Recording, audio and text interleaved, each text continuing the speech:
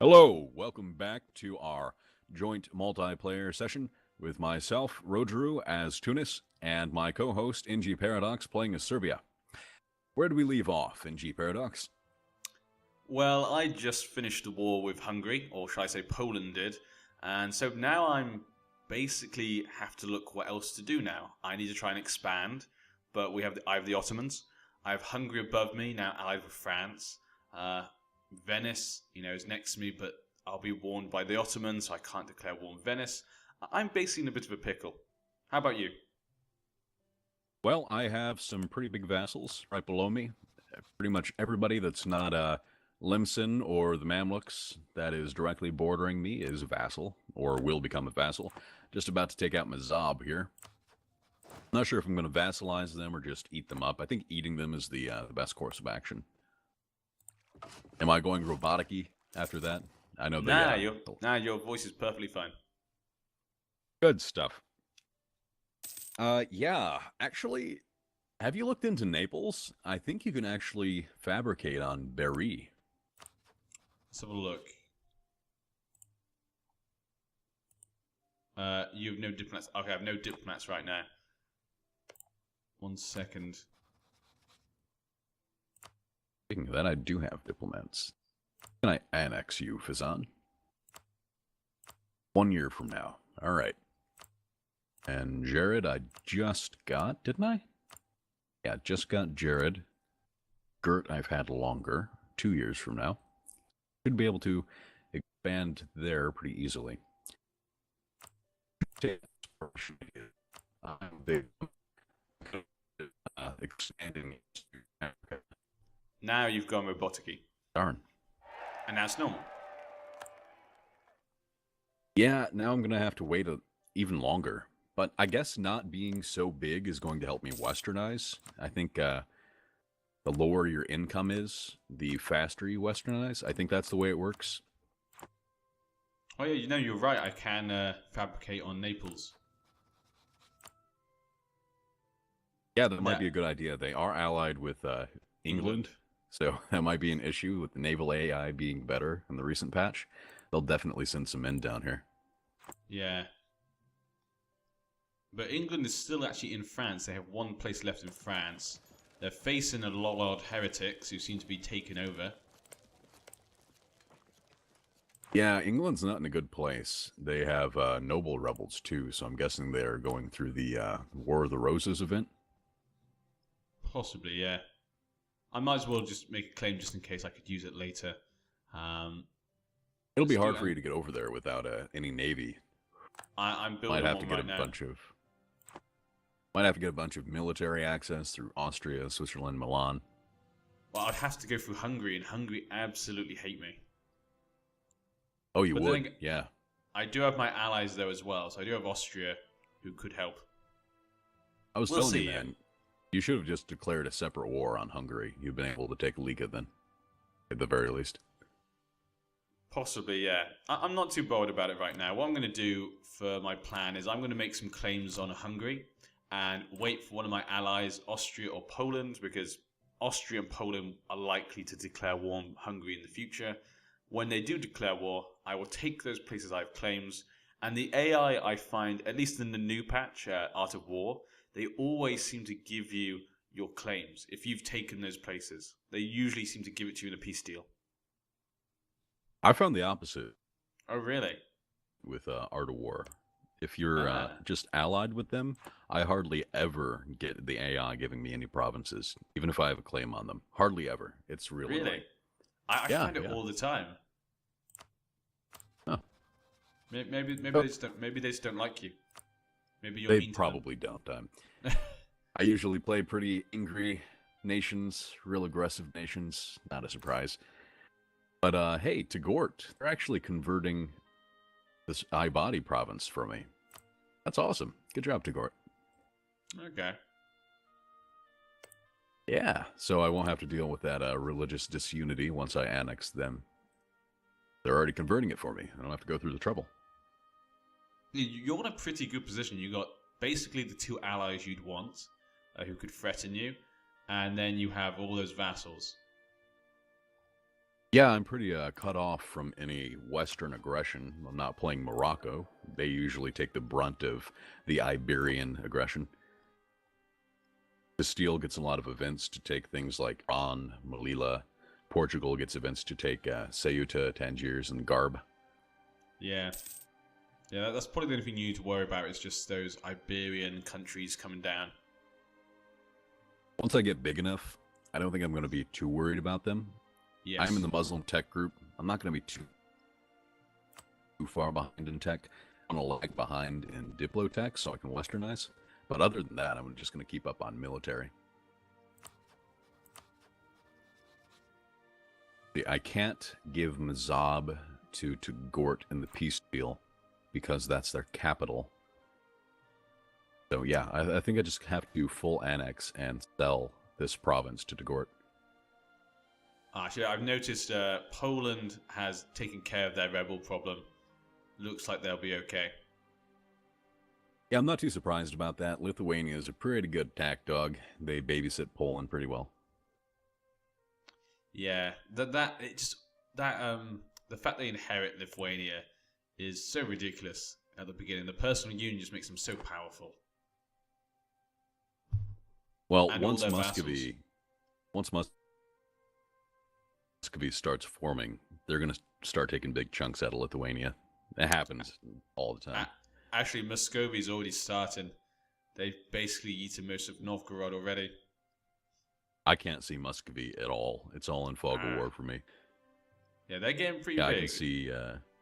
I can see some of Lithuania, well, most of Lithuania, the Golden Horde and Kazan, but Muscovy is just completely blurred out. Yeah, they basically have that whole north area. I've heard people say that Muscovy in Art of War has not done so well. Like, they get eaten up by the hordes around them. Maybe that's because they... Personally, I haven't seen that. Maybe the devs didn't want Russia forming all the time. Because I think a lot of people get annoyed by, Russia because they're so powerful. Maybe. Russia did deserve a nerf, especially with that colonies. The local autonomy is locked at 50% for the new Iberian colonies, so they're a little bit weaker already from that. Okay. But just forming their initial country, just forming Russia, I can see how it's a little bit harder. The Golden Horde seems to be in a stronger position somehow. I've never seen the Golden Horde do well except in the recent patch, the 1.8 patch. But they seem to be holding on in most of my games now. Well, actually, talking about, you were saying about some of the ideas there. The one thing I really love about the Art of War at the moment, the new patch, is all the new ideas. I love the fact that they made so many new ideas with so many countries. Like I was saying before, I love all the little things they add. And that was one thing I've really enjoyed, just seeing different countries with different ideas. Yeah, even the small ones, like the ones that have no chance of staying around. Theodoro. I do love that too. Theodoro, yeah. I knew you might mention him. It's just a nice little thing that they added, which just allows you to immerse yourself a little bit more, makes them all feel a bit different. I'm not sure how effective those ideas are once they get gobbled up. Yeah. Especially Trebizond. I'm playing another series as Trebizond. They've got some neat ideas. They've got some flavor. But really, they exist to be eaten up by somebody else, it seems. I'm not sure how I'm going to make that one work. Yeah, Trebizond, they basically just become a vassal for someone normally. In my other series, I have already become a vassal of Korokoyunlu. In the next episode, we're going to be trying to fight them off. I got the Mamluks to support my independence, so that should be pretty fun. Oh, really? Wow. Okay. Yeah, that's I'm going to use the Mamluks. Going to use the Muslims to fight the Muslims. Good strategy. Seems like the best thing to do. Real disappointed I'm at my force limit. I've got a big fleet just sitting here being mothballed, doing absolutely nothing. I probably don't need this much. Is there any chance we could raise the speed to 2? Hello? Is there any chance we can raise the speed to 2? Oh, yeah. Maybe up to 3. Yeah, just because so far I've not much going on. Didn't even notice it was that low. Let's see. I have 3 Ibadi provinces I could probably start converting. Good idea. Well, I was saying to you in the other video that the reason I got into these Paradox games was because of EU3. That was the first sort of Paradox game I played. How did you get into like Crusader Kings 2 and Europa Universalis 4? Well, I started off in EU3. I didn't know much about the game. I was a little bit younger then, so I didn't understand it quite as well. I liked EU3. It was a lot to get into at the time for me, so I didn't put too much time into it. But I really enjoyed the general concept of it and got me much more interested in history. I wouldn't be surprised if a lot of people who are into EU4 and other Paradox games started out in EU3 as well. Yeah, I think for a lot of people, EU3 was one of the first ones. For the life of me, I've pretty much erased memories of EU3 and replaced them with EU4. I can hardly remember the game now. Oh, really? I remember Divine Wind and playing a lot of Japan, but it's still kind of foggy. Did you play a lot of Japan in EU3, or what was your go-to for EU3? I usually just picked like a random nation every time. I kind of like that. I like to put myself in a random position. Just okay, again, conquest. That was it. Sorry, the noise came up, and I was like, "Oh, what's going on?" No, I normally just pick a random nation. Yeah, I like to just pick myself a random nation and just deal the hand I'm dealt. I'm never particularly bothered about picking a certain place. I usually hate being a big nation, just because I find it slightly boring sometimes. I do the same thing. Like, every time I see the Ottomans played on the EU4 subreddit, I'm like, yeah, you can play the Ottomans, you can play France, but that's a real easy. I like starting out in a tougher position, the underdog, coming out from the below and, just taking over the world. That's why I probably like playing Byzantium so much. Not so much because I'm a Byzantophile or into the Roman Empire so much, just because it's an underdog Yeah. state. Yeah, I think that's why a lot of people love Byzantium from the EU series. I think a lot of people get into Byzantium, the whole idea of the Eastern Roman Empire, because of Paradox games, because of EU3, EU4. I've never, back when I first started playing these games, I had never heard of Byzantium. I was so completely ignorant of the region. And I think a lot of people are the same, actually. Yeah, it wouldn't surprise me if, I'm not the only one that hasn't heard of a ton of nations this game in the world, actual historical nations, before they played a Paradox game. Well, actually, things like even the Holy Roman Empire, most people in England have no idea what that is. Really, that would surprise a European nation not knowing what the Holy Roman Empire is. In America, not so surprising, but a European nation, a little bit. Well, in England, we don't tend to learn much about German history. We only learn mostly about French and Spanish, and then we learn about modern German history. We don't tend to learn about the German areas before Germany was formed. I wonder if there's some sort of reason for that, like England wants to forget about Germany for some reason before they had a hand in politics over there? I have no idea. Not really. We didn't have much. We didn't do much in Germany. I think it's more partly to do with we concentrate on Nazis. Really? Yeah, basically, if you go to history in England, everyone has to learn about Nazi Germany. Like, how did it happen? How did it start? What happened? What did they do? And then the lead up to the war. Everyone in England basically learns that. So I think that's too much Germany then. So if they did more, it'd be ridiculous. Just cut out there at the end of your sentence. I was saying, if we did more about Germany, we'd know all about, we'd do a lot of German history. Well, it's a pretty big region. Pretty big region in Europe. Yes. Germany.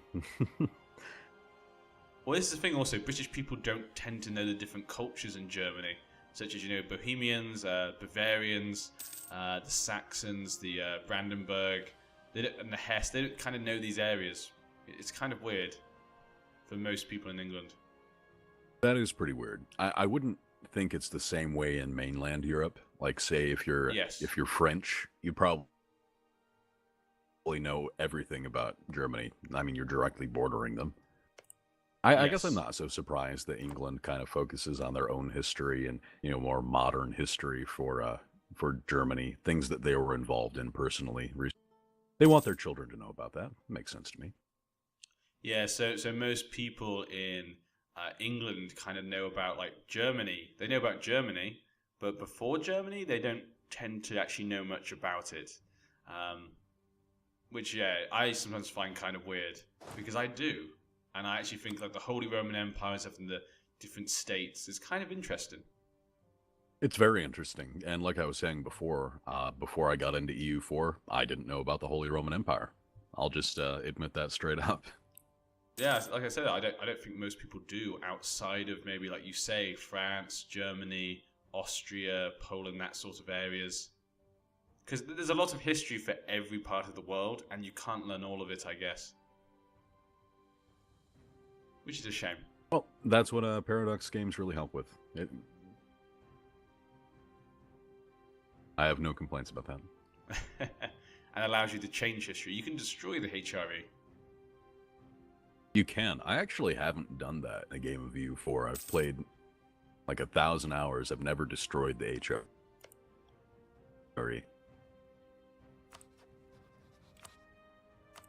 Now, I'm finding myself saying ch now, like H. That's not a normal thing for me.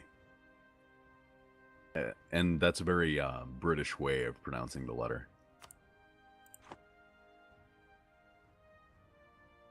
I You should still get here? some. Yeah, no, I'm just trying to think about who to make a claim on. I'm gonna make a claim on some Ottoman lands, just in case we go to war with them in the future.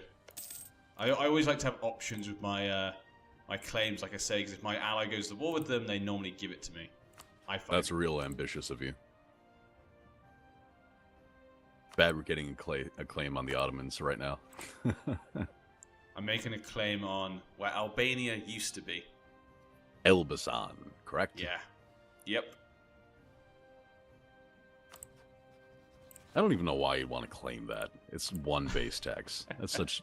Oh, it's so useless. It's Albania, you know. It's on the coast. It would make my... I like nice borders. I'm one of those people who kind of likes the nice borders. Yeah. And borders also, are nice. I want to make sure the Ottomans and Hungary are connected. So that way they might, fight each other. So I don't want to get in the way of that either. You might. I've seen the Ottomans eat quite a lot of Hungary in my games. Wait, the Ottomans are at war with Morocco? Yeah, I actually declined a call from Morocco to fight against Tlemcen, and the Yeah. Ottomans were on that, so I didn't want to break my alliance. I'd rather break my alliance with Morocco than the Ottomans. Well, on that note, I think we've run out of time for this episode, so are you in a good spot? Yeah, I'm perfectly fine. Not much is really happening right now. Just making the claims and stuff. Getting ready for an opportunity. I'm an opportunist. I should be annexing 2 vassals here in this episode. Very exciting. But if you've enjoyed our episode and you're new to the series, please consider subscribing for new episodes. For whoever you're watching, either myself, Rojiru, playing here as Tunis, or my co-host, NG Paradox, playing as Serbia. If you like the video, please consider hitting like as well. That helps us out a lot. And we'll see you next time. Good luck. Zazian.